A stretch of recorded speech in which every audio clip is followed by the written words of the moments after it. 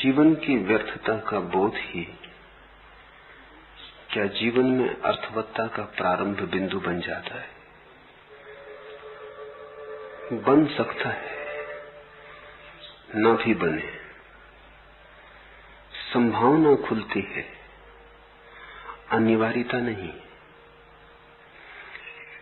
जीवन की व्यर्थता दिखाई पड़े तो परमात्मा की खोज शुरू हो सकती है। शुरू होगी ही ऐसा जरूरी नहीं। जीवन की व्यर्थता पता चले तो आदमी निराश भी हो सकता है, आशा ही छोड़ दे, व्यर्थता में ही जीने लगे, व्यर्थता को स्वीकार कर ले, खोज के लिए कदम न उठाए तो जीवन तो दूभर हो जाएगा, बोझ हो जाएगा, परमात्मा की यात्रा न होगी।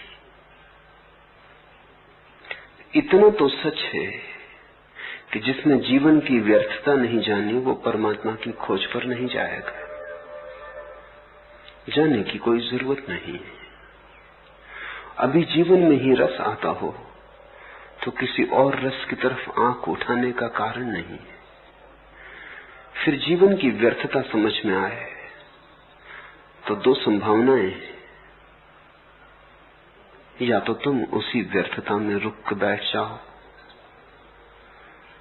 और या उस व्यर्थता के पार सार्थकता की खोज करो। तुम पर निर्भर है। नास्तिक और आस्तिक का यही फर्क है, यही फर्क की रेखा है। नास्तिक वह है जिसे जीवन की व्यर्थता तो दिखाई पड़ी लेकिन आगे जाने की, ऊपर उठने की, खोज करने की सामर्थ्य नहीं। रुक गया, नहीं में रुक गया, हां की तरफ न उठ सका, निषेध को ही धर्म मान लिया, विदेह की बात ही भूल गया। आस्तिक नास्तिक से आगे जाता है। आस्तिक नास्तिक का विरोध नहीं, अतिक्रमण है। आस्तिक के जीवन में भी नास्तिकता का पड़ाव आता है लेकिन उस पर वो रुक नहीं जाता। वो उसे पड़ाव ही मानता है और उससे मुक्त होने की चेष्टा में संलग्न हो जाता है, क्योंकि जहां नहीं है वहां हां भी होगा। और जिस जीवन में हमने व्यर्थता पहचान ली है उस जीवन के किसी तल की गहराई पर सार्थकता भी छिपी होगी। अन्यथा व्यर्थता का भी क्या अर्थ होता है? जिसने दुख जाना वो सुख को जानने में समर्थ है, अन्यथा दुख को भी न जान सकता। जिसने अंधकार को पहचाना उसके पास आंखें हैं जो प्रकाश को भी पहचानने में समर्थ है। अंधों को अंधेरा नहीं दिखाई पड़ता। साधारणतः हम सोचते हैं कि अंधे अंधेरे में जीते होंगे, गलत है ख्याल। अंधेरे को देखने के लिए भी आंख चाहिए। अंधेरा भी आंख की ही प्रतीति है। तुम्हें अंधेरा दिखाई पड़ता है आंख बंद कर लेने पर, क्योंकि अंधेरे को तुमने देखा है। जन्म से जन्मांध व्यक्ति को अंधेरा भी दिखाई नहीं पड़ता, देखा ही नहीं है कुछ, अंधेरा कैसे दिखाई पड़ेगा? तो जिसको अंधेरा दिखाई पड़ता है उसके पास आंख है। अंधेरे में ही रुक जाने का कोई कारण नहीं है। और जब अंधेरा अंधेरे की तरह मालूम पड़ता है तो साफ है कि तुम्हारे भीतर छिपा हुआ प्रकाश का भी कोई स्रोत है, अन्यथा अंधेरे को अंधेरा कैसे कहते? कोई कसौटी है तुम्हारे भीतर, कहीं गहरे में छिपा मापदंड है। अंधेरे पे कोई रुक जाए तो नास्तिक, अंधेरे को पहचान के प्रकाश की खोज में निकल जाए तो आस्तिक, अंधेरे को देख के कहने लगे अंधेरा ही सब कुछ है तो नास्तिक, अंधेरे को जान के अभियान पर निकल जाए, खोजने निकल जाए कि प्रकाश भी कहीं होगा। जब अंधेरा है तो प्रकाश भी होगा, क्योंकि विपरीत सदा साथ मौजूद होते हैं। जहां जन्म है वहां मृत्यु होगी, जहां अंधेरा है वहां प्रकाश होगा, जहां दुख है वहां सुख होगा। जहां नरक अनुभव किया है तो खोजने की ही बात है। स्वर्ग भी ज्यादा दूर नहीं हो सकता। स्वर्ग और नरक पड़ोस पड़ोस में एक दूसरे से जुड़े। अगर तुमने जीवन में क्रोध का अनुभव कर लिया तो समझ लेना कि करुणा भी कहीं छिपी है। खोजने की बात है। तुमने पहली परत छू ली करुणा की। क्रोध पहली परत है करुणा की। अगर तुमने घृणा को पहचान लिया तो प्रेम को पहचानने में देर भला लगे, लेकिन असंभावना नहीं। प्रश्न महत्वपूर्ण है। जीवन की व्यर्थता तो अनिवार्य है, लेकिन पर्याप्त नहीं। उतने को ही परमात्मा की शुरुआत में समझ लेना। उतने से ही अथातों का बिंदु ना आ जाएगा। उतना जरूरी है, उतना तो चाहिए ही, पर उस पर तुम रुक भी सकते हो। पश्चिम में बड़ा विचारक है जयपाल सात्र। वो कहता है अंधेरा ही सब कुछ है, दुख ही सब कुछ है, दुख के पार कुछ भी नहीं। दुख के पार तो सिर्फ मनुष्यों की कल्पनाओं का जाल है। विषाद सब कुछ है, संताप सब कुछ है, संत्रास सब कुछ है, बस नरक ही है, स्वर्ग नहीं। बुद्ध ने भी एक दिन जाना था दुख है, सात्र ने भी जाना कि दुख है। यहां तक दोनों साथ साथ, फिर राहें अलग हो जाती। फिर बुद्ध ने खोजा कि दुख क्यों है, और दुख है तो दुख के विपरीत दुख का निरोध भी होगा। तो वे खोज पर गए, दुख का कारण खोजा, दुख मिटाने की विधियां खोजी, और एक दिन उस स्थिति को उपलब्ध हो गए जो दुख निरोध की है, आनंद की है। सात्र पहले कदम पर रुक गया, बुद्ध के साथ थोड़ी दूर चलता है, फिर ठहर जाता है। वो कहता आगे कोई मार्ग नहीं, बस यहीं सब समाप्त हो जाता है। तो सात्र अंधकार को ही स्वीकार करके जीने लगे। ऐसे ही तुम भी जी सकते हो। तब तुम्हारा जीवन एक बड़ी उदासी हो जाएगी। तब तुम्हारे जीवन से सारा रस सूख जाएगा। तब तुम्हारे जीवन में कोई फूल न खिलेंगे, कांटे ही कांटे रह जाएंगे। अगर कोई फूल खिलेगा भी तो तुम कहोगे कि कल्पना है, तुम उसे स्वीकार न करोगे। अगर किसी और के जीवन में फूल खिलेगा तो तुम इनकार करोगे कि झूठ होगा, आत्मवंचना होगी, धोखा होगा, बेईमानी होगी, फूल होते ही नहीं। तो तुमने अपने ही हाथ अपने को कारागृह में बंद कर लिया। फिर तुम तड़पोगे, कोई दूसरा तुम्हें इस कारागृह के बाहर नहीं ले जा सकता। अगर तुम्हारी ही तरफ तुम्हें बाहर उठने की सामर्थ्य नहीं देती और तुम्हारी ही पीड़ा तुम्हें नई खोज का संबल नहीं बनती, तो कौन तुम्हें उठाएगा? लेकिन एक न एक दिन उठोगे, क्योंकि पीड़ा को कोई शाश्वत रूप से स्वीकार नहीं कर सकता। एक जन्म में कोई सात्र हो सकता है, सदा सदा के लिए सात्र नहीं हो सकता। आज सात्र हो सकता है, सदा सदा के लिए सात्र नहीं हो सकता, क्योंकि दुख का स्वभाव ऐसा है कि उसे स्वीकार करना असंभव है। दुख का अर्थ ही ये होता है कि जिसे हम स्वीकार न कर सकेंगे। घड़ी भर को समझा लें, बुझा लें कि ठीक है, यही सब कुछ है, इससे आगे कुछ भी नहीं, लेकिन फिर मन आगे जाने लगेगा, क्योंकि मन जानता है गहरे में सुख है। उसी आधार पर तो हम पहचानते हैं दुख को। हमने जाना है, शायद गहरी नींद में हमें सुख का थोड़ा सा स्वाद मिला है, पतंजलि ने योग सूत्रों में समाधि की व्याख्या सुसुप्ति से की है कि वो प्रगाढ़ निद्रा है। जैसा सुसुप्ति में सुख मिलता है सुबह उठकर, रात गहरी नींद सोए, कुछ याद नहीं पड़ता, लेकिन एक भीनी सी सुगंध सुबह तक भी तुम्हें घेरे रहती। कुछ याद नहीं पड़ता कहां गए, क्या हुआ, लेकिन गए कहीं और आनंद से सरोभोर होकर लौटे। कहीं डुबकी लगाई, अपने में ही गहरा कोई तल छुआ, कहीं विश्राम मिला, कोई छाया के तले ठहरे, वहां धूप न थी, वहां गहरी शांति थी, वहां कोई विचारों की तरंगे भी न पहुंचती थी, कोई स्वप्न के जाल भी न थे, अपने में ही कोई ऐसी गहरी शरण, कोई ऐसा गहरा शरण स्थल पा लिया।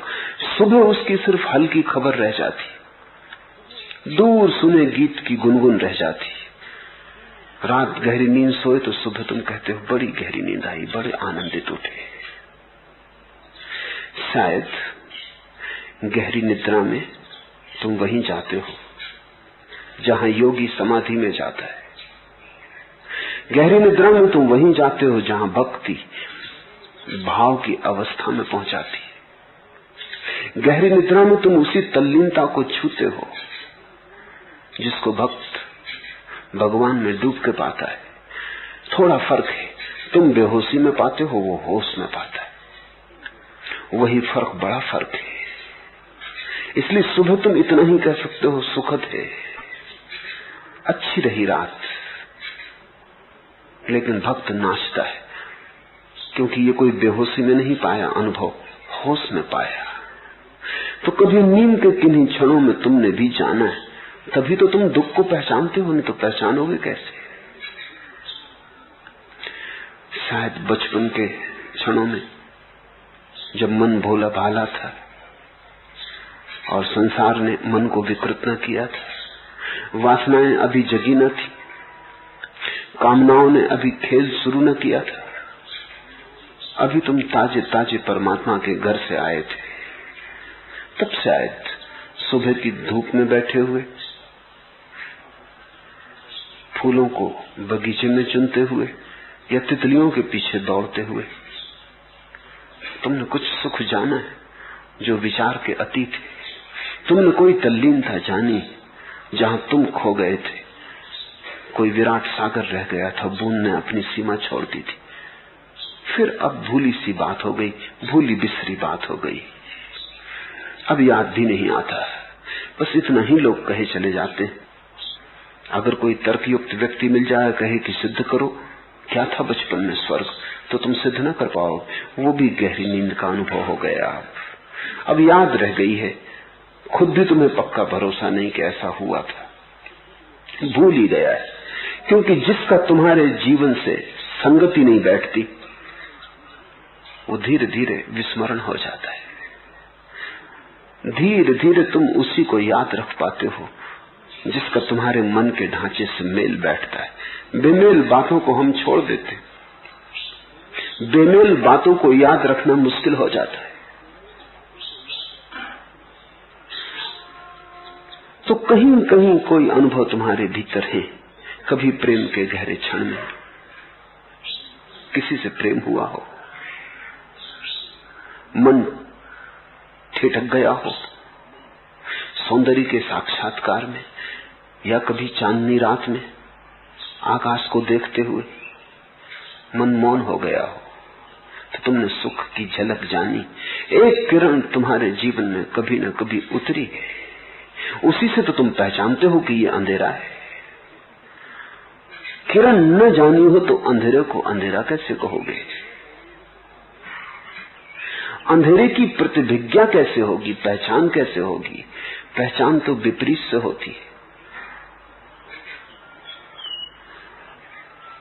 तो जो रुक जाए जीवन की व्यर्थता पर, वो नास्तिक। इसलिए नास्तिक को मैं आस्तिक जितना साहसी नहीं कहता। जल्दी रुक गया, पड़ाव को मुकाम समझ लिया, आगे जाना है और आगे जाना है।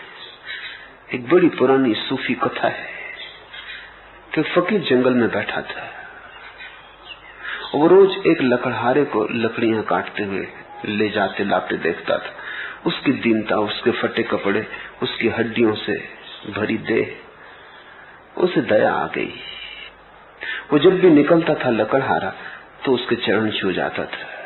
एक दिन उसने कहा कि कल जब तू लकड़ी काटने जाए, आगे जा और आगे जा। लकड़हारा कुछ समझा नहीं, लेकिन फकीर ने कहा तो कुछ मतलब होगा। ऐसे कभी ये फकीर बोलता ना था, पहली दफा बोला है आगे जा और आगे जा। तो जहां वो लकड़ियां काटता था जंगल में थोड़ा आगे गया, चकित हुआ। सुगंध से उसके नासापुट भर गए। चंदन के वृक्ष थे, वहां तक वो कभी गया ही न था। उसने चंदन की लकड़ियां काटी, चंदन को बेचा, तो उस रात खुशी में रोया, दुख में भी खुशी में भी, कि अगर यही लकड़ियां अब तक काट के बेची होती तो करोड़पति हो गया होता। पर अब गरीबी मिट गई। दूसरे दिन जब चंदन की लकड़ी फिर काट रहा था तो उसे ख्याल आया कि फकीर ने ये नहीं कहा था कि चंदन की लकड़ी तक जा, उसने कहा था और आगे और आगे। तो उसने चंदन की लकड़ियां ना काटी और आगे गया तो देखा कि चांदी की एक खदान। फिर तो उसके हाथ में सूत्र लग गया। फिर और आगे गया तो सोने की खदान, फिर और आगे गया तो हीरों की खदान पर पहुंच गया। और आगे, जब तक कि हीरों की खदान ना आ जाए, उसको ही हम परमात्मा कहते। तुम लकड़हारों की तरह लकड़ियां ही बेच रहे हो, थोड़ी ही दूर आगे चंदन के वन है। तुम विचारों में ही उलझे हो, जहां लकड़ियां ही लकड़ियां हैं, बड़ी सस्ती उनकी कीमत है। थोड़े निर्विचार में चलो, चंदन के वन है, बड़ी सुगंध है वहां।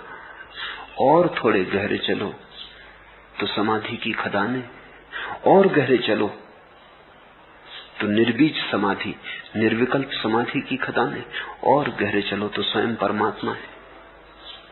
योगी कदम कदम जाता है, रुक रुक के जाता है, कई पड़ाव बनाता है। भक्त सीधा जाता है, नाचता हुआ जाता है, रुकता नहीं, पड़ाव भी नहीं बनाता, वो सीधा तल्लीनता में डूब जाता है।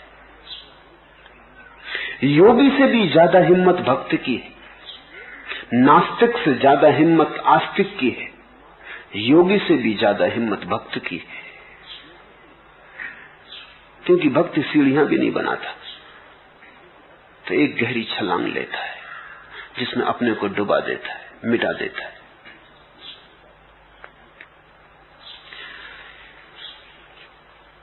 इस अनुभव पर आना अत्यंत जरूरी है कि जीवन व्यर्थ है। अंधेरी रात, तूफाने तलातुम, ना खुदा गाफिल, यह आलम है तो फिर किस कश्ती, सरे मौजे रवां कब तक।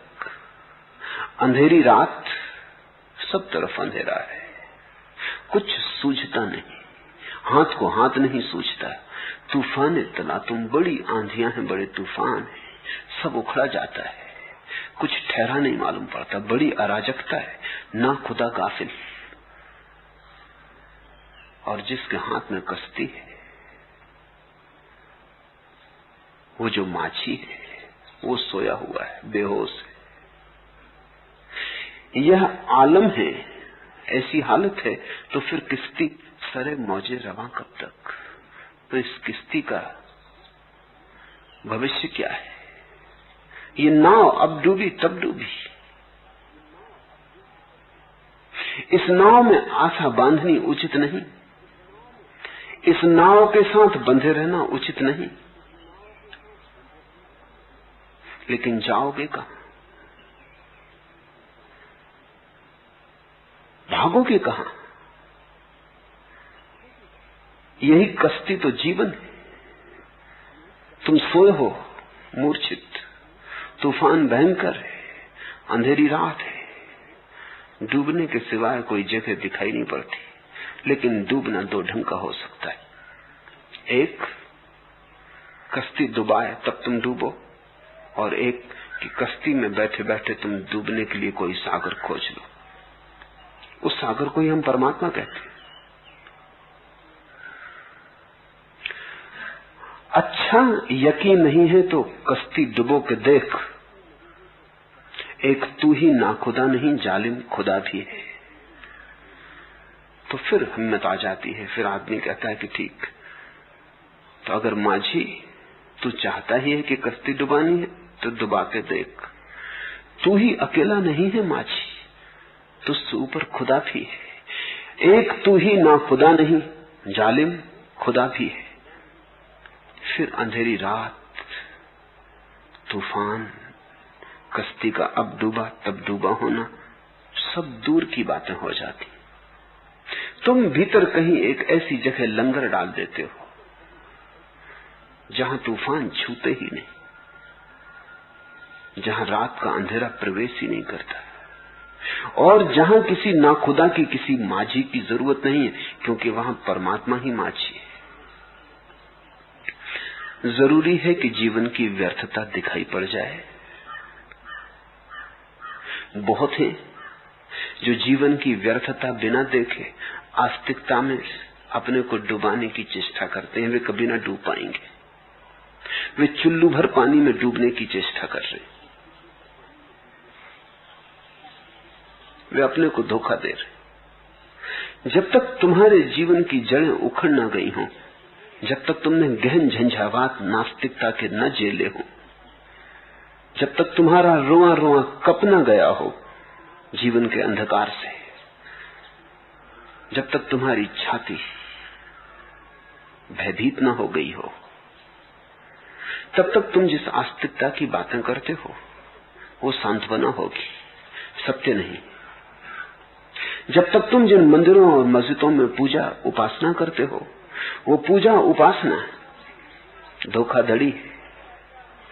वो तुम्हारा औपचारिक व्यवहार है, वो संस्कार वसात है, उससे तुम्हारे जीवन का सीधा कोई संबंध नहीं। वो मंदिर तुमने अपनी प्रज्ञा से नहीं खोजा है, उधार है। उधार परमात्मा, असली परमात्मा नहीं। उसे तो तुम्हें अपने को चुका के ही, अपने को दान में देकर ही, अपना सर्वस्व लुटाकर ही पाना होगा। वो तो तुम जब तक सूली पर न लटक जाओ तब तक उस सिंहासन तक न पहुंच पाओगे। तो पहली तो स्मरण रखने की बात यह है कि कहीं जल्दी में आस्तिक मत हो जाना। ये कोई जल्दी का काम नहीं, बड़ी गहन प्रतीक्षा चाहिए। और ये कोई सांत्वना नहीं है कि तुम ओढ़ लो, संक्रांति है। सांत्वना नहीं है परमात्मा, संक्रांति है, महाक्रांति है। तुम जो हो मिटोगे और तुम जो होने चाहिए वो प्रकट होगा। तो सस्ती आस्तिकता कहीं नहीं ले जाती। सस्ती आस्तिकता से तो असली नास्तिकता बेहतर है। कम से कम उस परिधि पर तो खड़ा कर देती है जहां से आगे कदम चाहो तो उठा सकते हो। झूठी नास्तिकता से तो कोई कभी कहीं नहीं गया है, जा ही नहीं सकता। झूठी प्रार्थना कभी नहीं सुनी गई है। तुम कितने ही जोर से चिल्लाओ, तुम्हारी आवाज के जोर से प्रार्थना का कोई संबंध नहीं है। तुम्हारे हृदय की सच्चाई से, तुम्हारी विनम्रता से, तुम्हारे निरअहंकार भाव से, तुम्हारे असहाय भाव से जब तुम्हारी प्रार्थना उठेगी तो पहुंच जाती। तो जर्रा जर्रा कण कण अस्तित्व का तुम्हारा सहयोगी हो जाता। तो पहले तो झूठी आस्तिकता से बचना, फिर नास्तिकता में मत उलझ जाना। नास्तिक होना जरूरी है, बने रहना जरूरी नहीं। एक ऐसी घड़ी आएगी जब अंधेरा ही अंधेरा दिखाई पड़ेगा, तूफान ही तूफान होंगे, कहीं कोई सहारा न मिलेगा, सब सहारे झूठ मालूम होंगे, राह भटक जाएगी, तुम बिल्कुल अजनबी की तरह खड़े रह जाओगे जिसका कोई सहारा नहीं, जो एकाकी। तब घबरा के बैठ मत जाना, यहीं से शुरुआत होती, यहीं से अगर तुमने आगे कदम उठाया तो उपासना, भक्ति, यहीं से आगे कदम उठाया तो संसार के पार परमात्मा की शुरुआत होती। झूठी नास्तिकता से बचना है, झूठी आस्तिकता से बचना है। नास्तिकता सच्ची हो तो भी उसको घर नहीं बना लेना है। असली नास्तिकता के दुख को झेलना है ताकि उस पीड़ा के बाहर असली आस्तिकता का जन्म हो सके।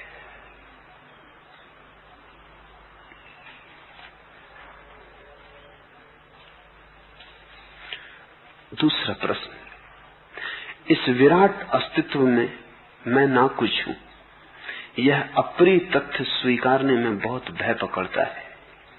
इस भय से कैसे ऊपर उठा जाए? अप्रिय कहोगे तो शुरू से ही व्याख्या गलत हो गई, फिर भय पकड़ेगा। अप्रिय कहना ही गलत है। फिर से सोचो, ना कुछ होने में अप्रिय क्या है? वस्तुतः कुछ होने में अप्रिय है, क्योंकि जीवन के सारे दुख तुम्हारे कुछ होने के कारण पैदा होते। अहंकार घाव की तरह,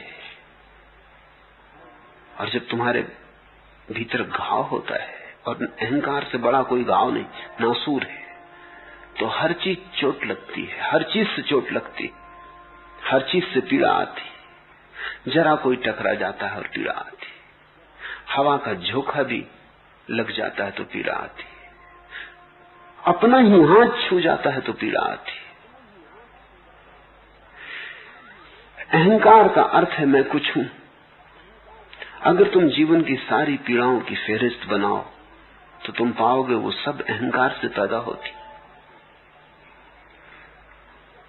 लेकिन तुमने कभी गौर से इसे देखा नहीं। तुम तो सोचते हो पीड़ा तुम्हें दूसरे लोग देते। किसी ने तुम्हें गाली दी तो तुम सोचते हो ये आदमी गाली दे के मुझे पीड़ा दे रहा है।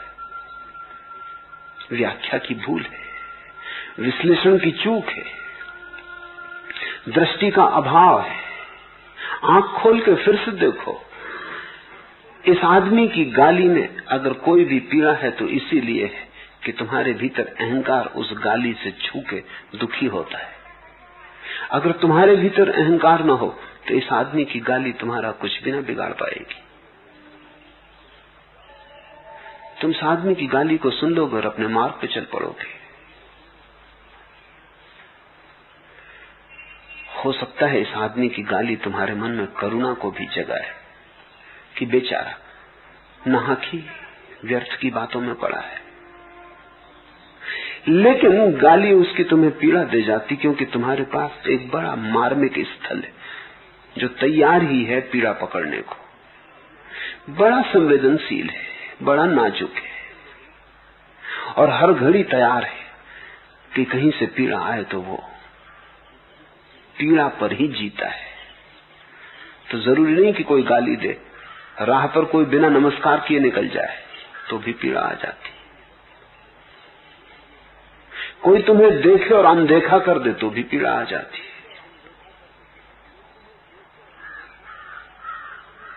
राह पर दो आदमी हंस रहे हो तो भी पीड़ा आ जाती कि शायद मेरे लिए ही हंस रहे। दो आदमी एक दूसरे के कान में खुसर पुसर कर रहे हो तो पीड़ा आ जाती कि शायद मेरे लिए। ये जो मैं है बड़ा रुग्ण है, इसको लेके तुम कभी भी स्वस्थ और सुखी ना हो पाओगे। तो अगर अप्रिय कहना हो तो अहंकार को कहना, और यही अहंकार तुमसे कहता है डरो, प्रेम से डरो क्योंकि प्रेम में इसे छोड़ना पड़ेगा। भक्ति से डरो क्योंकि भक्ति में तो ये बिल्कुल ही डूब जाएगा। प्रेम में क्षण भर को डूबेगा, भक्ति में शाश्वत सदा के लिए डूब जाएगा। बचो। ये अहंकार कहता है ऐसी जगह जाओ ही मत जहां डूबने का डर हो। बच के चलो, संभल के चलो, और यही अहंकार तुम्हारी पीड़ा का कारण है। ऐसा समझो कि नासूर लिए चलते हो और चिकित्सक से बचते हो।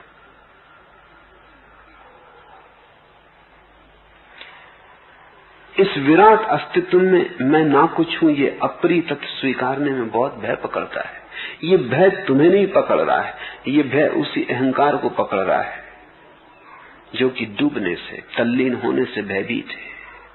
क्योंकि तल्लीनता का अर्थ मौत है, अहंकार की मौत, तुम्हारी नहीं। तुम्हारे लिए तो जीवन का नया द्वार खुलेगा।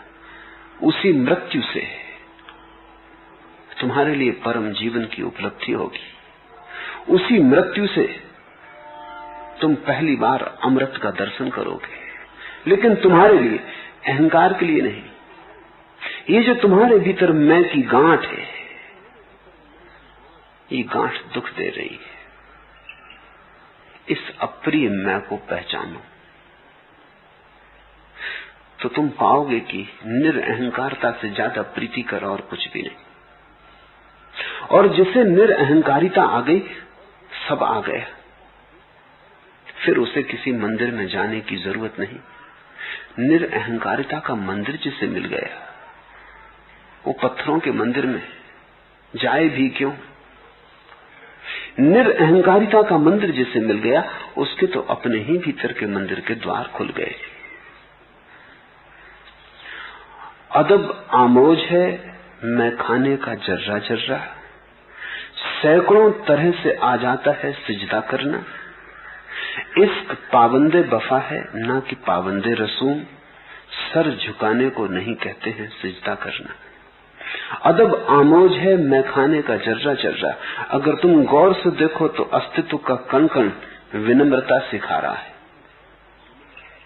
पूछो वृक्षों से, पूछो पर्वतों से, पहाड़ों से, पूछो झरनों से, पक्षियों से, पशुओं से, कहीं अहंकार नहीं।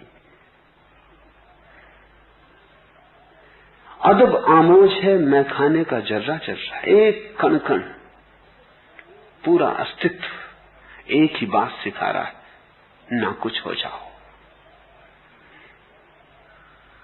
सैकड़ों तरह से आ जाता है सिजदा करना। और अगर तुम इन बातों को सुनो जो अस्तित्व में गूंज रही सब तरफ से, सब दिशाओं से, तो सैकड़ों रास्ते हैं जिनसे उपासना का सूत्र तुम्हारे हाथ में आ जाएगा, सिजदा करना आ जाएगा, झुकने की कला आ जाएगी। जरूरी नहीं है कि तुम शास्त्र ही पढ़ो, अस्तित्व के शास्त्र से बड़ा कोई और शास्त्र नहीं। जरूरी नहीं है कि तुम ज्ञानियों से ही सीखो। तुम अगर आंख खोलकर देखो तो सारा अस्तित्व तुम्हें सिखाने को तत्पर है। यहां आदमी के सिवाय कोई अहंकार से पीड़ित नहीं, और इसलिए सिवाय आदमी के यहां कोई भी पीड़ित नहीं। आदमी ही परेशान है, चिंतित है।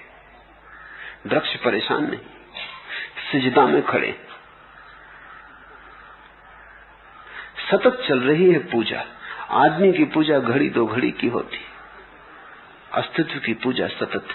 तुम कभी आरती उतारते हो, तारे, चांद, सूरज उतारते ही रहते आरती 24 घंटे सतत। तुम कभी एक फूल चढ़ाते हो, वृक्ष रोज ही चढ़ाते रहते फूल। तुम कभी जाके मंदिर में गीत गुनगुनाते हो, पक्षी सुबह से सांझ तक गुनगुना रहे। अगर गौर से देखो तो तुम सारे अस्तित्व को सिजदा करता हुआ पाओगे। सारा अस्तित्व झुका है, घुटनों पर हाथ जुड़े, आंखों से आंसुओं की धार बह रही, हृदय से सुगंध उठ रही। फिर से देखो, देखा तो तुमने भी इसे है, ठीक आंख से नहीं देखा। फिर से देखो, तुम हर वृक्ष को झुका हुआ पाओगे प्रार्थना में, हर झरने को उसी का गीत गाता हुआ पाओगे। अदब आमोज है मैं खाने का जर्रा जर्रा, सैकड़ों तरह से आ जाता है सिजदा करना। इश्क पाबंदे वफा है, प्रेम आस्था की बात है, श्रद्धा की बात है, भरोसे की बात है। इश्क पाबंदे वफा है, न कि पाबंदे रसूम। वो कोई नीति नियम की बात नहीं है, कोई रसूम की बात नहीं है, कोई नियम के आचरण की विधि अनुशासन की बात नहीं, सिर्फ आस्था की बात है। कोई मुसलमान होना जरूरी नहीं, कोई हिंदू होना जरूरी नहीं, कोई ईसाई होना जरूरी नहीं, क्योंकि ये सब तो रीति नियम की बातें। धार्मिक होने के लिए इनकी कोई भी जरूरत नहीं, सिर्फ आस्था काफी है। आस्था न हिंदू है न मुसलमान, आस्था न जैन है न बौद्ध, आस्था विशेषण रहित है, उतनी ही विशेषण रहित है जितना कि परमात्मा।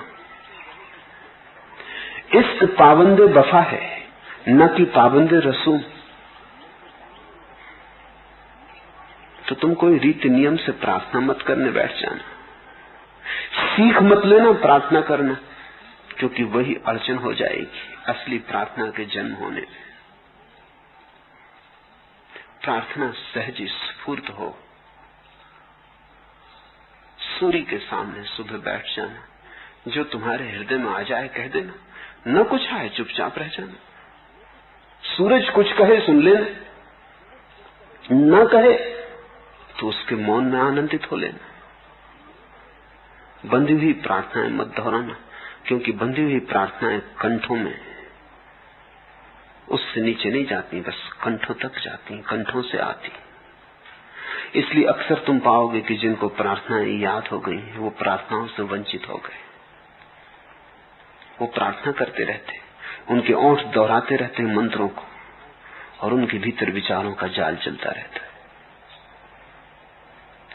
फिर धीरे धीरे तो इतनी आदत हो जाती दोहराने की कि उससे कोई बाधा ही नहीं पड़ती। भीतर दुकान चलती रहती, ओंठों पर मंत्र चलता रहता है। इश्क पाबंदे वफा है ना कि पाबंदे रसूम। प्रेम जानता ही नहीं रीत नियम, क्योंकि प्रेम आखिरी नियम है। किसी और व्यवस्था की जरूरत नहीं है, प्रेम पर्याप्त है। प्रेम की अराजकता में भी एक अनुशासन है, वो अनुशासन सहज स्फूर्त है। सर झुकाने को नहीं कहते हैं सजदा करना, और सिर्फ सर झुकाने का नाम प्रार्थना नहीं, खुद के झुक जाने का नाम प्रार्थना है। सर झुकाना तो बड़ा आसान है। मेरे पास लोग बच्चों को लेके आ जाते, वो खुद सर झुकाते हैं, बच्चे खड़े रह जाते, तो माँ उसका सर पकड़ के चरणों में झुका देती। उनको कहता हूं ये तुम क्या जाति कर रहे हो? वो बच्चा अकड़ रहा है, वो खड़ा है, उसे सिर नहीं झुकाना है, कोई कारण नहीं है सिर झुकाने का, उससे मेरा कुछ लेना देना नहीं है। माँ उसका सिर झुका रही, रसूम सिखाया जा रहा है, नियम सिखाया जा रहा है। धीरे धीरे अभ्यस्त हो जाएगा, बड़ा होते होते किसी की झुकाने की जरूरत न रह जाएगी, खुद ही झुकने लगेगा। लेकिन हर झुकने में वो माँ का हाथ इसकी गर्दन पर रहेगा।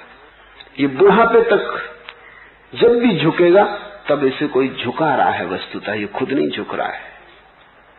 तुमने कभी ख्याल किया मंदिर में तुम जाके झुकते हो, ये सिर्फ एक आदत है या आस्था है? क्योंकि बचपन से माँ बाप इस मंदिर में ले गए थे, झुकाया था। एक दिन तुम्हारी गर्दन को, तुम्हें सभी को याद होगा कि किसी न किसी दिन माँ बाप ने तुम्हारी गर्दन को झुकाया था, किसी पत्थर की मूर्ति के सामने, किसी मंदिर में, किसी शास्त्र के सामने, किसी गुरु के सामने। याद करो उस दिन को। फिर धीरे धीरे तुम अभ्यस्त हो गए, फिर तुम भी संसार के रीति नियम समझने लगे, फिर तुमने भी औपचारिकता सीख ली। वो बच्चा ज्यादा शुद्ध है जो सीधा खड़ा, उसे झुकना नहीं, बात खत्म हो गई। झुकने का उसे कोई कारण समझ में नहीं आता, बात खत्म हो गई। माँ उसे एक झूठ सिखा रही है, समाज सभी को झूठ सिखा रहा है, औपचारिक आचरण सिखा रहा है। फिर धीरे धीरे धीरे धीरे परत पे परत जमते जमते ऐसी घड़ी आ जाती है कि तुम बड़े सरलता से झुकते हो, और बिना जाने कि ये भी तुम्हारा झुकना नहीं। ये सरलता भी झूठी है। इस सरलता में भी समाज के हाथ तुम्हारी गर्दन को दबा रहे हैं। इस सरलता में भी तुम्हारी गुलामी है, और प्रेम गुलामी से कहीं पैदा हुआ, परतंत्रता से कहीं पैदा हुआ। भक्ति तो परम स्वतंत्रता है। इसलिए छोड़ दो वो सब जो तुम्हें सिखाया गया हो, ताकि अनसीखे का जन्म हो सके। हटा दो वो सब जो तुमने दूसरों ने जबरदस्ती से तुम्हारे ऊपर लादा हो। निर्बोझ हो जाओ। फिर से सीखना पड़ेगा पाठ। तुम्हारी स्लेट पर बहुत कुछ दूसरों ने लिख दिया है, खाली करो उसे, धो डालो, ताकि फिर से तुम अपने स्वभाव के अनुकूल कुछ लिख सको। इश्क पाबंदे वफा है, ना कि पाबंदे रसूम। सर झुकाने को नहीं कहते हैं सिजदा करना। प्रार्थना बड़ी अभूतपूर्व घटना है। झुकना, उसके आगे तो फिर कुछ और नहीं, वो तो आखिरी बात है। क्योंकि जो झुक गया उसने पा लिया, जो झुक गया वो भर गया, वो भर दिया गया। तुम तो रोज झुकते हो, कुछ भरता नहीं। तुम तो रोज झुकते हो, खाली हाथ आ जाते हो। धीरे धीरे तुम्हें ऐसा लगने लगता है कि जिसके सामने झुक रहे हैं वो परमात्मा झूठा, क्योंकि इतनी बार झुके कुछ हाथ नहीं आता। मैं तुमसे कहता हूं वो परमात्मा तो सच है, तुम्हारा झुकना झूठा। तुम कभी झुके ही नहीं। दुनिया में नास्तिकता बढ़ती जाती है, क्योंकि झूठी आस्तिकता कब तक साधते है। जबरदस्ती झुकाई गई गर्दनें कभी न कभी अकड़ के खड़ी हो जाएंगी, और इतने बार झुकने के बाद जब कुछ भी न मिलेगा तो स्वाभाविक है कि आदमी कहे क्या सार है, क्यों झुके। और स्वाभाविक है कि आदमी कहे इतनी बार झुक के कुछ न मिला, कोई परमात्मा नहीं। ये तुम्हारी झूठी आस्तिकता का परिणाम है। सच्ची आस्तिकता आस्था से पैदा होती। आस्था का अर्थ है जैसा तुम समझते हो वैसा नहीं। तुम समझते हो आस्था का अर्थ है विश्वास, नहीं, आस्था का अर्थ विश्वास नहीं। आस्था का अर्थ है अनुभव। विश्वास तो दूसरे देते हैं, आस्था वो है जो तुम्हारे भीतर तुम्हारी स्वाभाविकता से पैदा होती है। प्रेम सीखो, नियम भूलो, प्रेम पर दांव लगाओ, जोखम है। नियम में कभी कोई जोखम नहीं, इसलिए तो लोग नियम में जीते। लेकिन जिसने जोखम न उठाई उसने कुछ पाया भी नहीं, इसलिए तो लोग बिना पाए रह जाते। पूछा है इस विराट अस्तित्व में ना कुछ हूं, यह अप्रिय तत्व स्वीकार करने में भय पकड़ता है। पकड़ने तो भय, भय की मौजूदगी रहने दो। भय से कहो तू रह, लेकिन हम झुकते। तुम भय को एक किनारे रखो। मैं जानता हूं कि भय को एकदम मिटा ना सकोगे, लेकिन एक किनारे रख सकते हो। भय के रहते हुए भी तुम झुक सकते हो। भय की सुनना जरूरी नहीं है। तुम सुनते हो, स्वीकार करते हो, मान लेते हो, इसलिए भय मालिक हो जाता है। भय से कहो ठीक, तेरी बात सुन ली, फिर भी झुक के देखना है। तू कहता है जोखिम होगी, लेकिन जोखिम उठा के देखनी। तू कहता है मिट जाओगे, सही, रह के देख लिया, अब मिट के देखना है। रह रह के कुछ न पाया, अब ये आयाम भी खोज ले मिटने का। कोई भय को दबाने की जरूरत नहीं है, ध्यान रखना। दबाया हुआ भय तो फिर उभरेगा ना। भय को पूरा स्वीकार कर लो कि ठीक हो, माना, तुम्हारी बात में भी बल है, तुम्हारे तर्क से कोई इंकार नहीं। लेकिन तुम्हारे साथ रह के इतने दिन देख लिया और जीवन का कोई अनुभव न हुआ, अब कुछ और भी कर लेने दो। तर्क उठेंगे मन में, उनसे कहो ठीक है, तुम्हारी बात जस्ती थी, इसलिए तो इतने दिन तक तुम्हारा संग साथ रहा, इतने दिन तक तुम्हें ओढ़ा, लेकिन कुछ पाया नहीं, हाथ खाली है। हृदय कोरा है, आत्मा रिक्त है। अब बहुत हुआ, अब तुमसे विपरीत भी थोड़ी दिशा में जाके देख लेने दो। डर तो लगेगा ही, क्योंकि जिस दिशा में कभी ना गए उस दिशा में जाते मन घबराता है, पैर कपते, मन चाहता है जाने माने रास्ते पर चलो। कहां जंगल में जा रहे हो, बियावान में भटक जाओगे। भीड़ जहां चलती है वहीं चलो, कम से कम संगी साथी है।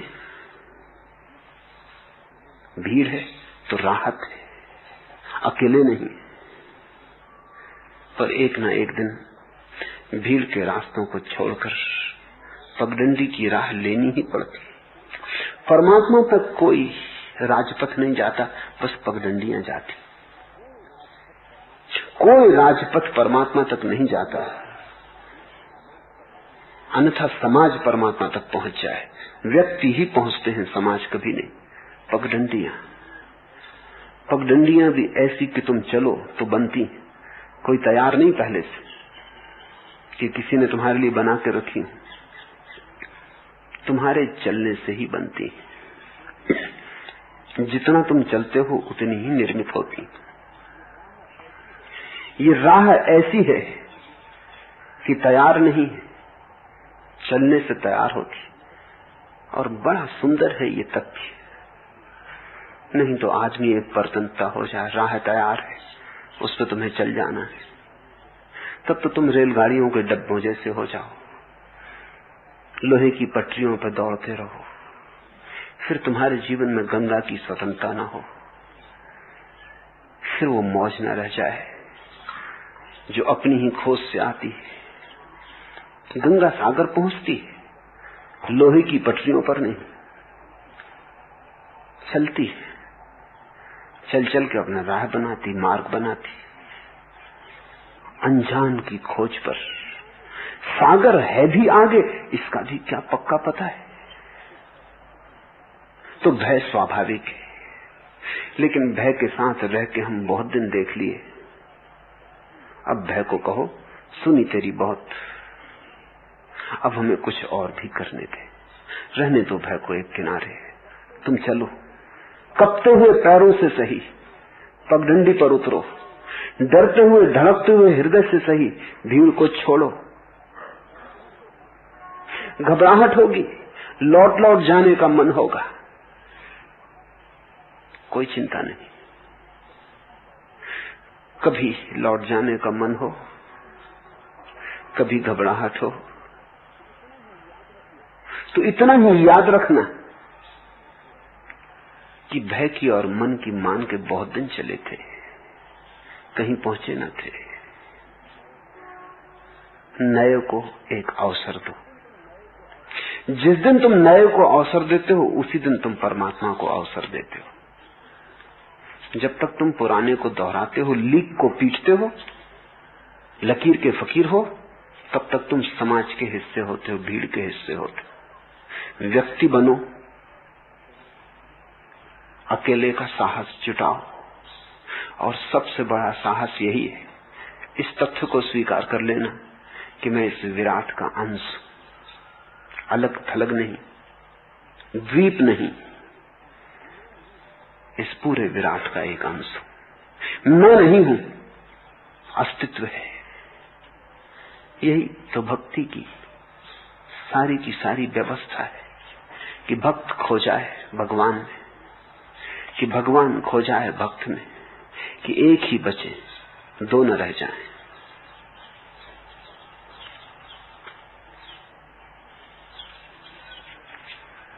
तीसरा प्रश्न, आपसे मिलकर भी यदि हमारा उद्धार न हुआ तब तो शायद असंभव ही है। कम से कम मुझ निरीह पर तो रहम खाइए। न तो मुझसे ध्यान सकता है न भक्ति। भक्ति की लहरियां आती हैं अब इस पथ पर बहुत झीनी, और वो भी कभी कभी, और संसार का भयंकर तूफान तो सदा हावी।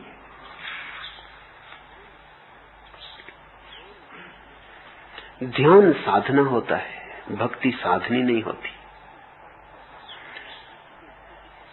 भक्ति की जो छोटी छोटी लहरियां आ रही हैं, उनमें डूबो, उनमें रस लो। तुम्हारे डूबने से लहरें बड़ी होने लगेंगी। दूर किनारे पर मत बैठे रहो, अन्यथा लहरें आएंगी और खो जाएंगी और तुम अछूते रह जाओगे। उतरो, लहरों को तुम्हारे तन प्राण पर फैलने दो। अगर छोटी छोटी लहरें आ रही हैं तो भरोसा रखो लहरों में सागर ही आया है।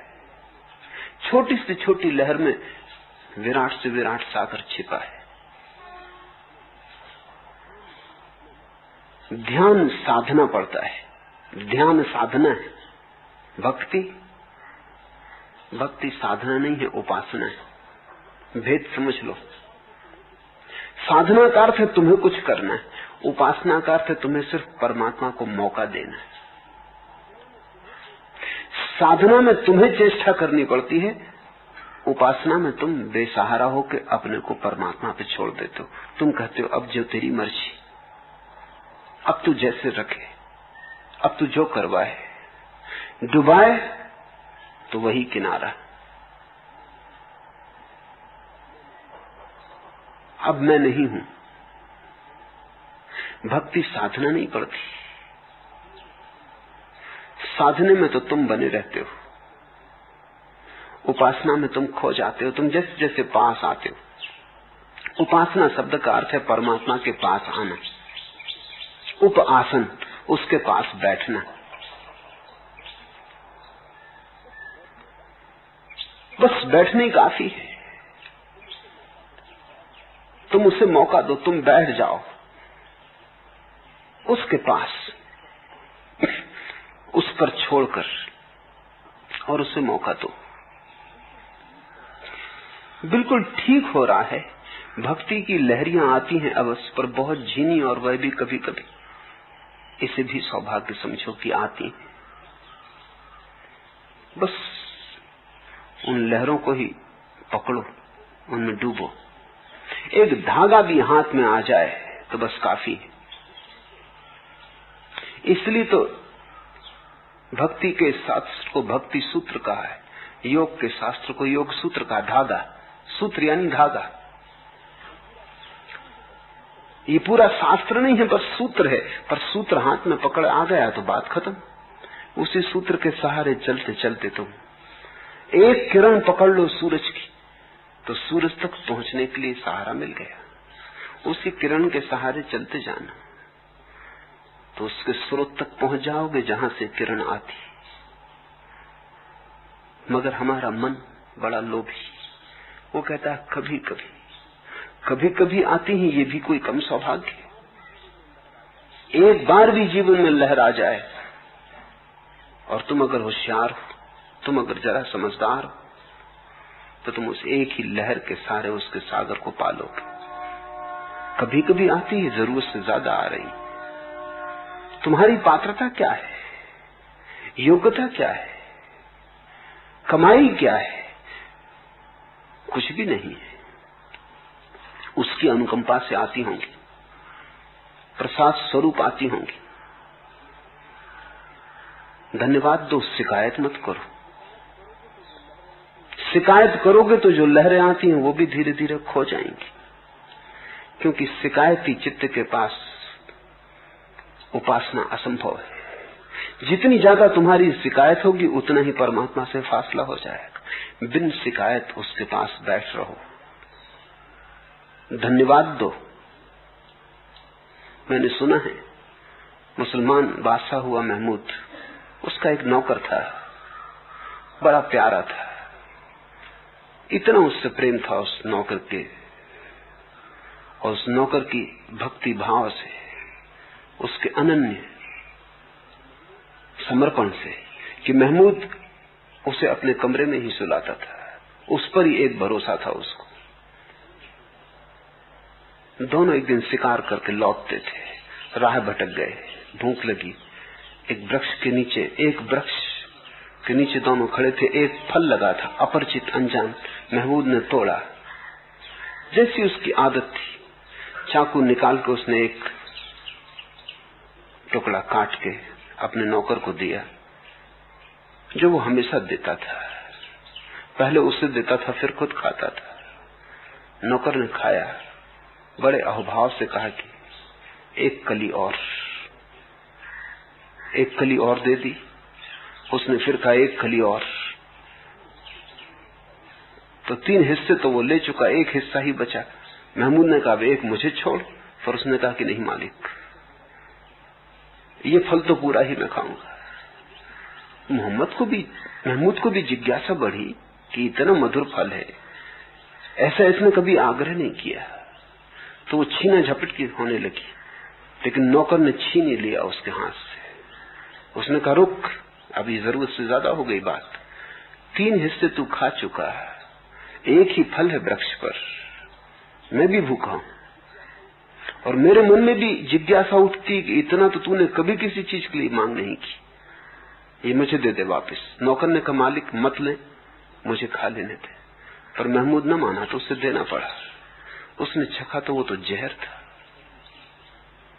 ऐसी कड़वी चीज उसने अपने जीवन में कभी चखी ही ना थी। उसने कहा पागल, ये तो जहर है, तूने कहा क्यों नहीं? तो उसने कहा कि जिन हाथों से इसने स्वादिष्ट फल मिले, उन हाथों से एक कड़वे फल की क्या शिकायत।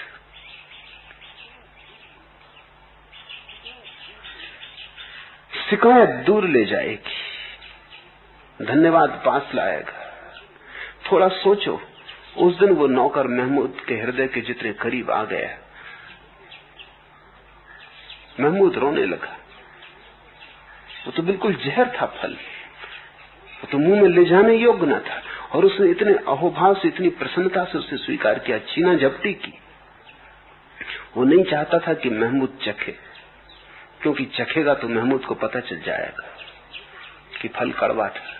ये तो कहने का ही एक ढंग हो जाएगा कि फल कड़वा है, न कहा लेकिन कह दिया, ये तो शिकायत हो जाएगी, इसलिए छीन झपट की।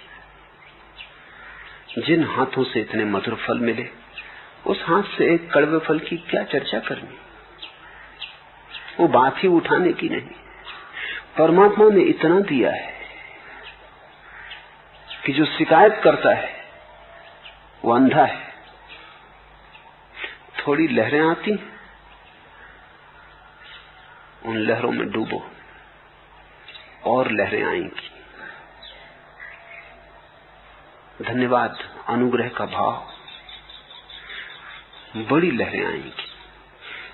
एक दिन सागर का सागर तुम में उतर आएगा, एक दिन तुम्हें बहा के ले जाएगा, सब कूल किनारे टूट जाएंगे। लेकिन सूत्र यही है कि तुम उसके प्रसाद को पहचानो और अनुग्रह के भाव को बढ़ाते चले जाओ। होता अक्सर ऐसा है कि जो तुम्हें मिलता है तुम उसके प्रति अंधे हो जाते हो। तुम उसे स्वीकार कर लेते हो कि ठीक है, ये तो मिलता ही है, और चाहिए। अक्सर ऐसा होता है, जितना ज्यादा तुम्हें मिल जाता है उतने ही तुम दरिद्र हो जाते हो, क्योंकि उसको तो तुम स्वीकार ही कर लेते हो, उसकी तो तुम बात ही भूल जाते हो जो मिल गया। एक मनोविज्ञान शाला में बंदरों पर कुछ प्रयोग किया जा रहा था। तो एक कटघरे में 10 बंदर रखे गए थे, जिनका रोज नहलाना धुलाना होता था, ठीक भोजन मिलता था। बड़ी उस कटघरे में सफाई रखी गई थी, एक मक्खी न थी।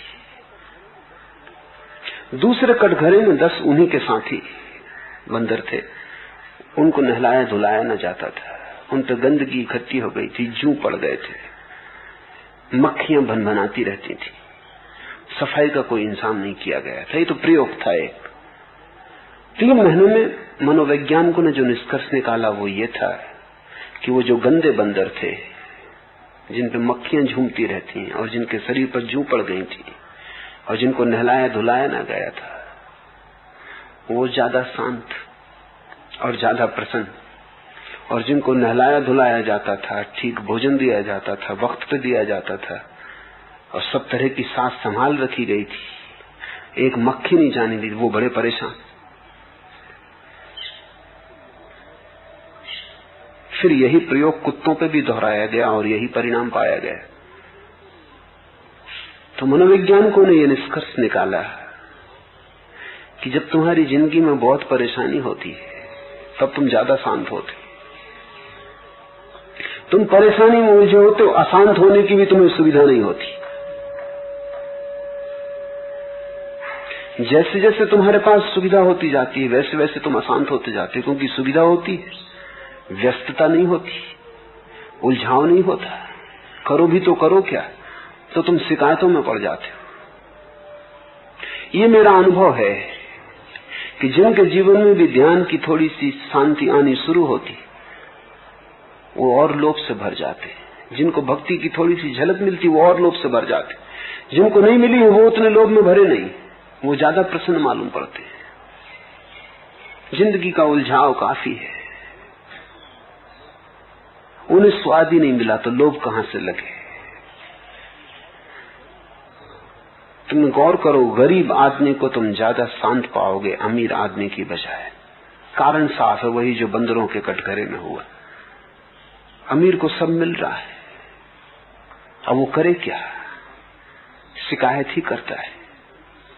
जो बाहर की अमीरी गरीबी के संबंध में सच है वही भीतर की अमीरी गरीबी के संबंध में भी सच है।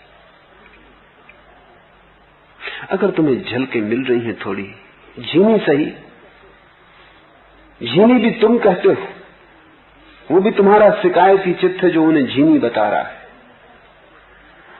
कभी कभी मिलती है, चलो कभी कभी सही, कभी कभी भी तुम कहते हो, वो भी तुम्हारा शिकायती चित्त है, उसमें भी लोभ है। जो मिलता है वो तो स्वीकार कर लिया, वो तो जैसे तुम मालिक थे, मिलना ही चाहिए था, तुम अधिकारी थे उसके, बाकी जो नहीं मिल रहा है उसकी शिकायत है। तो तुमने भक्ति का राज नहीं समझा, तुम्हें उपासना की कला ना आई। जो नहीं मिलता उसकी बात ही मत उठाओ, वो बात उठानी अशिष्ट है, उससे असंस्कार पता चलता है।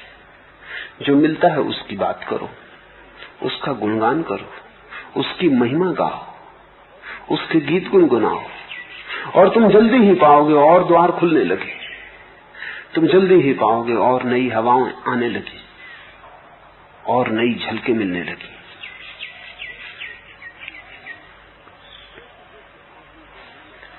जैसे जैसे आदमी को मिलना शुरू होता है कुछ, वैसे वैसे उसके पैर शिथिल होने लगते। ये भी मन की प्रकृति समझ लेनी जरूरी।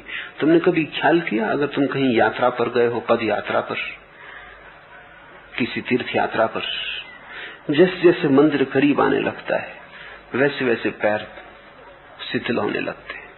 अक्सर ऐसा है, अक्सर तुमने देखा होगा या अनुभव भी किया होगा कि ठेठ मंदिर के सामने जाके यात्री सीढ़ियों पर बैठ जाता।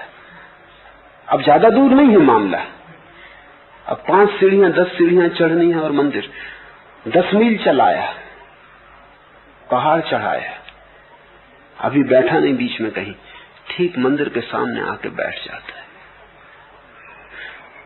लगता है आ ही गए, लेकिन तुम मंदिर की सीढ़ियों पर बैठो या 1000 मील दूर मंदिर से बैठो, फर्क क्या है? सीढ़ियों पर जो है वो भी मंदिर के बाहर है, 1000 मील दूर जो है वो भी मंदिर के बाहर है।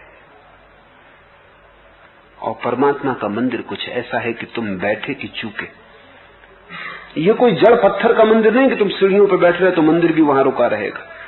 ये तो चैतन्य मंदिर है। तुम बैठे कि चूके, तुम बैठे कि मंदिर दूर गया, तुम रुके कि खोया। सामने मंजिल है और आहिस्ता उठते हैं कदम, पास आकर हो रहे हैं दूर मंजिल से हम। सावधान रहना। जब ध्यान की लहरें उठने लगे, भक्ति की उमंग आने लगे, थोड़ी रसधार बहे, थोड़ी मस्ती छाए, तो 2 खतरे। एक खतरा यह है जो इस प्रश्न करने वाले ने पूछा है, वो खतरा यह है कि तुम कहो ये तो कुछ भी नहीं और चाहिए, तो भी तुम दूर हो जाओगे। दूसरा खतरा यह है कि तुम कहो बस हो गया, पहुंच गए और बैठ जाओ, तो भी तुम खो गए। फिर करना क्या है? चलते जाना है और शिकायत नहीं करनी। चलते जाना है और अहोभाव से भरे रहना है। चलते जाना है और धन्यवाद देते जाना है। ओंठ पर गीत रहे धन्यवाद का, और पैर रुके ना। धन्यवाद तुम्हारा रुकावट ना बन जाए। अक्सर ऐसा होता है कि शिकायती चलते और धन्यवादी बैठ जाते, दोनों खतरे। पहुंचता वही है जिसने उस गहरे संयोग को साथ लिया, धन्यवादी, और चलता है।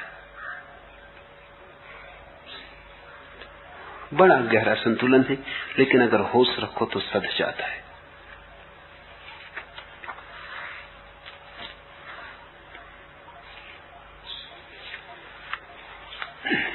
चौथा प्रश्न। कल के सूत्र में कहा गया कि लौकिक और वैदिक कर्मों के त्याग को निरोध कहते हैं और निरोध भक्ति का स्वभाव है। और फिर यह भी कहा गया कि भक्त को शास्त्रोक्त कर्म विधि पूर्वक करते रहना चाहिए। कृपया इस विरोध को स्पष्ट करें। विरोध नहीं है, दिखाई पड़ता है। जो भी पढ़ेगा तत्क्षण दिखाई पड़ेगा कि पहले तो कहा कि लौकिक और वैदिक कर्म सबका त्याग हो जाता है, निरोध हो जाता है, छूट जाते, और फिर कहा करते रहना चाहिए। विरोध दिखाई पड़ता है, विरोध है नहीं। जान के ही दूसरा सूत्र रखा गया है कि जब तुम्हारे जीवन से लौकिक और वैदिक, इस लोक के और परलोक के सारी आकांक्षाएं और सारे कर्म छूट जाते हैं, तो कहीं ऐसा ना हो कि तुम कर्मों को छोड़ ही दो। कर्म तो छूट जाते हैं, लेकिन तुम करते रहना। इसका अर्थ हुआ कि अब तक तुमने कर्ता की तरह किया था, अब अभिनेता की तरह करना। फिर तत्क्षण विरोध खो जाता है। अब तक तुमने किया था कि मैं करता हूं, अब तुम अभिनेता की तरह करना, क्योंकि जिस विराट समूह के तुम हिस्से हो वो मानता है कि ये कर्म उचित है, इनका अभिनय करना है, तुम्हारे लिए इनका कोई मूल्य नहीं है। ऐसा ही समझो, जब शहर में आते हो तो बाएं चलने लगते हो, जंगल में जाके फिर बाएं दाएं का हिसाब रखने की कोई जरूरत नहीं। जंगल में तुम अकेले हो, बाएं चलो दाएं चलो बीच में चलो, जैसा चलना हो चलो, क्योंकि वहां कोई पुलिस वाला नहीं खड़ा है, रास्ते पे कोई तख्तियां नहीं लगी, वहां कोई और है ही नहीं तुम्हारे सिवाय। अगर जंगल में भी जाके तुम बाएं ही बाएं चलो तो तुम पागल हो, फिर तुम्हारा दिमाग खराब है, क्योंकि बाएं चलने का कोई संबंध चलने से नहीं है, बाएं चलने का संबंध भीड़ में चलने से है। जब अकेले हो तब मुक्त हो। तो जो व्यक्ति भक्त की दशा को उपलब्ध हुआ अपने भीतर, अपने एकांत में, तो सभी नियमों के बाहर हो जाता है। वहां न तो कोई शास्त्र है, न कोई नियम है, न कोई रीत है, न कुछ पाना है, न कहीं जाना है। वो तो अपने भीतर परम अवस्था को उपलब्ध हो गया है। वो तो परमात्मा के साथ एक रस हो गया है। भीतर जहां सब एकांत है, वहां तो अद्वैत हो गया, वहां तो अनन्यता सद गई। लेकिन बाहर जब वो राह पर जाएगा तब बाएं चलेगा। कहीं ऐसा न हो कि जो तुमने भीतर अनुभव किया है तुम उसे बाहर भी थोपने की चेष्टा में न पड़ जाओ। इसीलिए स्पष्ट सूत्र पीछे दिया है, करने चाहिए। उस व्यक्ति को शास्त्रों कर्म विधि पूर्वक करने चाहिए, जान के होश से उन नियमों का पालन करना चाहिए। वो अभिनय होंगे, अब उनकी कोई अर्थवत्ता नहीं है। लेकिन अगर तुम अंधों के बीच रहते हो तो अंधों के नियम मानो।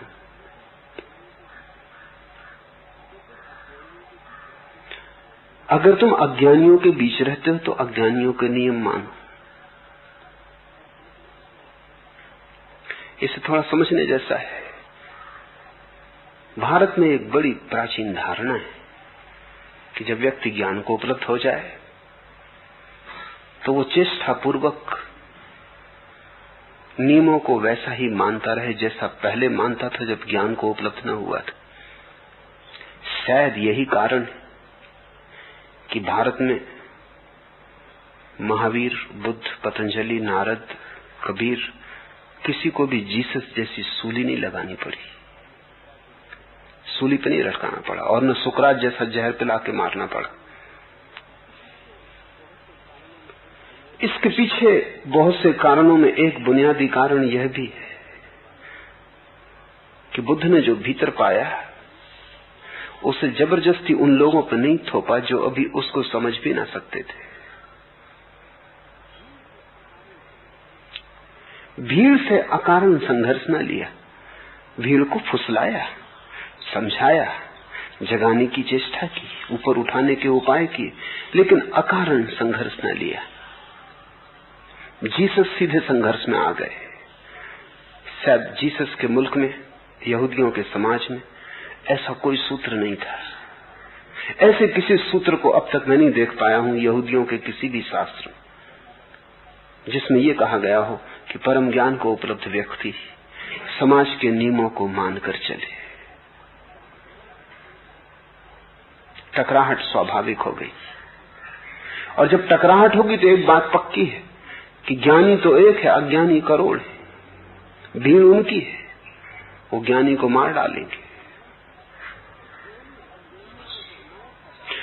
ज्ञानी अज्ञानियों को तो न उठा पाएगा, अज्ञानी ज्ञानी को मिटा देंगे। तो भीड़ को मानकर चलना सिर्फ अपनी सुरक्षा ही नहीं है, क्योंकि ज्ञानी को अपनी सुरक्षा की क्या चिंता है। भीड़ की मानकर चलना भीड़ पर करुणा है, अन्यथा भीड़ तुम्हारे विपरीत हो जाएगी। तुम उसे फुसला भी ना सकोगे, राजी भी ना कर सकोगे, तुम उसे दिशा भी ना दे सकोगे। ऐसा समझो कि तुम मेरे साथ हो, तुम्हारी 99 बातें मैं मान लेता हूं तो तुम भी मेरी एक बात मानने को तैयार हो सकते हो। हालांकि मेरी एक तुम्हें बिल्कुल बर्बाद कर देगी, तुम जहां हो वहां से उखाड़ देगी, और तुम्हारी 99 मेरा कुछ बिगाड़ने वाली नहीं। तुम्हारी 99 मेरे लिए अभिनय होंगी, मेरी एक तुम्हारे लिए जीवन क्रांति हो जाएगी।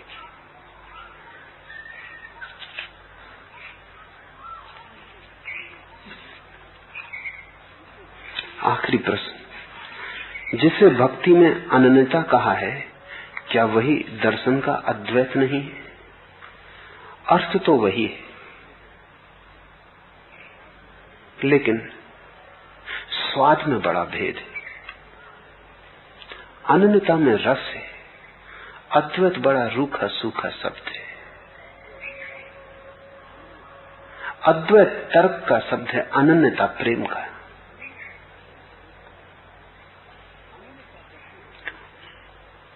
अनन्यता कहती है एक हो गए, अद्वैत कहता है दो ना रहे। बात तो वो एक ही कहते, लेकिन दो ना रहे, इसमें बड़ा तर्क है।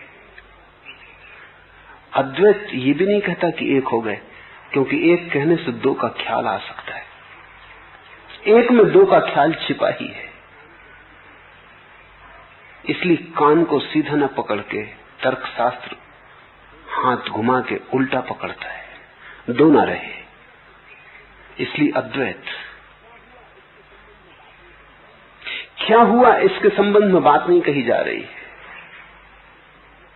अनन्यता सीधी खबर है, क्या हुआ। अद्वैत बाहर बाहर से खबर है। अद्वैत ऐसा है जैसा कोई तुमसे पूछे कि प्रेम क्या, और तुम कहो घृणा नहीं। निषेध से कहा जा रहा है। माना कि प्रेम घृणा नहीं, ये सच है, लेकिन प्रेम घृणा के न होने से बहुत ज्यादा है। अनन्यता बड़ा प्यारा शब्द है। दूसरा दूसरा ना रहा, अनन्य का अर्थ है। अन्य अन्य ना रहा, अनन्य हो गया। दूसरा न रहा, एक हो गए। अद्वैत से ज्यादा है ये बात। इसमें थोड़ा रस है जो अद्वैत में नहीं। अद्वैत गणित और तर्क का शब्द है, अनन्यता प्रेम और काव्य का। अद्वैत पर किताब लिखनी हो तो रूखी सूखी होगी, अनन्यता पर किताब लिखनी हो तो काव्य होगा, तो गीत होगा। अनन्यता प्रकट करनी हो तो नाच के प्रकट हो सकती है, जैसे नर्तक नृत्य से एक हो जाता है, ऐसा अनन्यता प्रकट करनी हो तो मस्ती से प्रकट होगी। अद्वैत प्रकट करना हो तो मस्ती की कोई जरूरत नहीं, नृत्य की जरूरत ही नहीं है। नृत्य को बीच में लाने में बाधा पड़ेगी, सीधे तर्क के नियम काफी हैं। इसलिए वेदांत के शास्त्र बड़े रूखे सूखे, मरुस्थल जैसे। वो भी परमात्मा के ही शास्त्र है, क्योंकि मरुस्थल भी परमात्मा के ही है, लेकिन वहां हरियाली नहीं उगती, वहां फूल नहीं लगते और पक्षियों का कोई कलरव नहीं होता, झरनों का कलकलनाद वहां नहीं है। राह से गुजरोगे तो मरुस्थल में भी खजूर के पेड़ मिल जाते हैं, वो भी वेदांत में न मिलेंगे। इसलिए वेदांत ने एक बड़ा रूखा सूखा शास्त्र दिया है। इसलिए वेदांती तर्क करते रहे, खंडन मंडन करते रहे, शास्त्रार्थ करते रहे। भक्त नाचा, उतना समय उसने इसमें न गंवाया। चैतन्य नाचे, ले लिया तंबूरा, गांव गांव नाचे, नहीं किया कोई विवाद।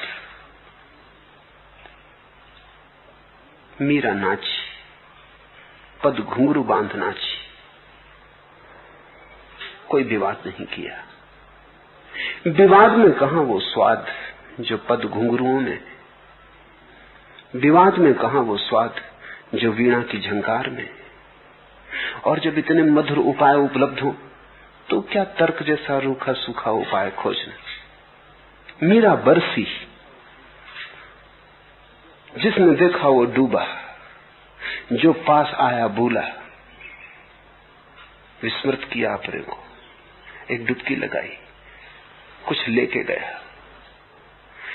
चैतन्य के जीवन में तो दोनों घटनाएं, क्योंकि पहले वो बड़े तर्कशास्त्री थे, न्यायविद थे,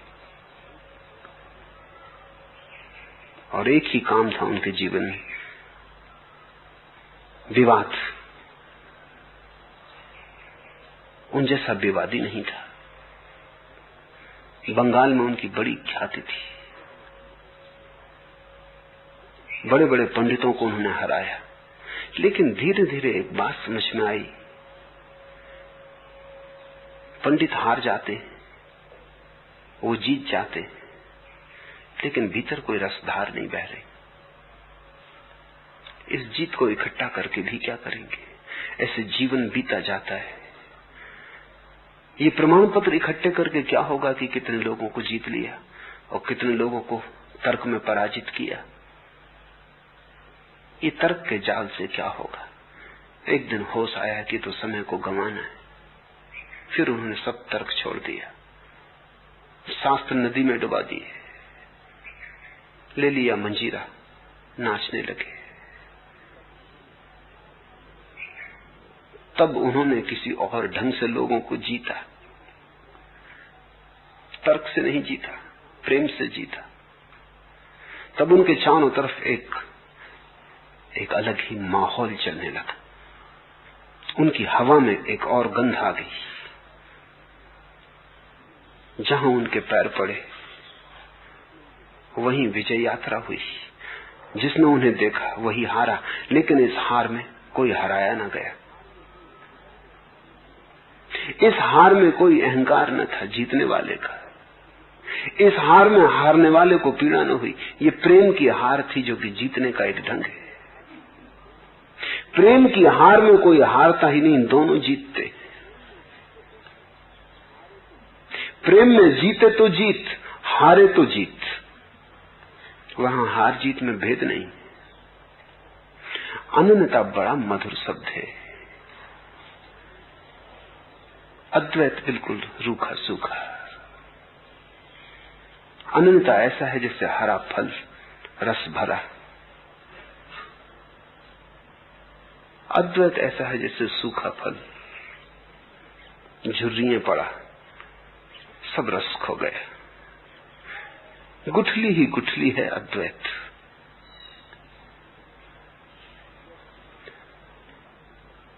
पर अद्वैत की भाषा अहंकार को जमती, क्योंकि अहंकार को गंवाने की शर्त नहीं है वहां। इसलिए तुम देखोगे अद्वैतवादी सन्यासी हैं भारत में, उनको तुम बड़ा अहमन्य पाओगे, बड़े अहंकार से भरा हुआ पाओगे, क्योंकि सारी पकड़ तर्क की है। तुम भक्त की कमनीयता उनमें ना पाओगे, भक्ति की लोच, भक्त का सौंदर्य, वहां उसका अभाव होगा। भारत ने अद्वैत के नाम पर बहुत खोया। भारत अकड़ा अद्वैत के कारण, अहंकारी हुआ, दंभ बढ़ा, शास्त्र बढ़े, तर्क जाल फैला, लेकिन भारत का हृदय धीरे धीरे रस से शून्य होता चला गया। तो ऐसा कुछ हो गया जैसे कि उत्तप्त गर्मी के दिन आते हैं, सूरज तपता है और पृथ्वी सूख जाती और दरारें पड़ जाती। भक्ति की वर्षा चाहिए ताकि फिर दरारें खो जाएं, धरती का कंठ फिर भीगे, धरती के प्राण तृप्त हों, त्रसा मिटे और धरती धन्यवाद में आकाश को हजारों हजारों वृक्षों के फूल भेंट करे। भक्ति वर्षा है। अद्वैत उत्तप्त सूर्य है। पर अपनी अपनी मौज, अद्वैत से भी कोई पहुंचना चाहे तो पहुंच जाता है, लेकिन तब बड़ा ध्यान रखना जरूरी है कि कहीं ये तर्क जाल अहंकार को मजबूत ना करे। भक्ति सुगम है और भक्ति में भटकना कम संभव है, क्योंकि भक्ति की पहली ही शर्त है अहंकार को छोड़ना। भक्ति का सारा जोर उस पर है। अद्वैत कहता है अहम ब्रह्मास्मि, मैं ब्रह्म। ठीक है बिल्कुल बात। अगर जोर ब्रह्म पे हो तो ठीक है, कहीं जोर मैं पे हुआ तो बिल्कुल गलत है। कौन तय करेगा किस पे जोर है? अहम ब्रह्मास्मि, मैं ब्रह्म हूं। जब मैं ये कहूं कि मैं ब्रह्म हूं तो तुम कैसे तय करोगे कि मेरा जोर कहां है, मैं पर है या ब्रह्म पर? अगर ब्रह्म पे हुआ तो सब ठीक, अगर मैं पे हुआ तो सब गलत। वाक्य वही है, लेकिन भक्ति मैं पर बात ही नहीं उठाती। भक्ति कहती है उसके अनन्य प्रेम में डूब जाना, उसके परम प्रेम में डूब जाना भक्ति है। उसके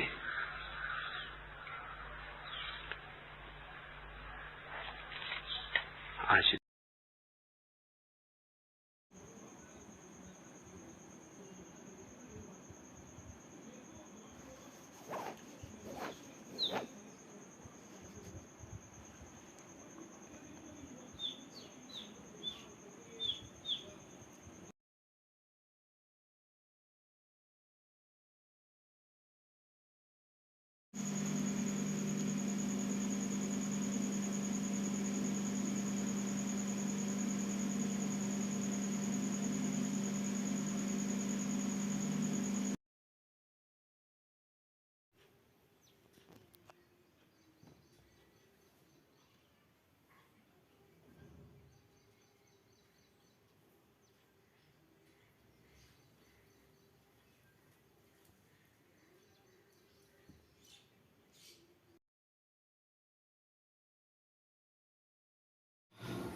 महान ओशो के प्रवचन सुनकर आप अपने जीवन को एक सकारात्मक दिशा की ओर ले जा सकते हैं। यदि आप उनके प्रवचनों को मात्र सुन बस लें तो आपके अंदर एक परिवर्तन देखने को मिलना शुरू हो जाएगा। आप पहले से अधिक ऊर्जावान, सकारात्मक और एक अच्छे विचार वाले बनते चले जाएं।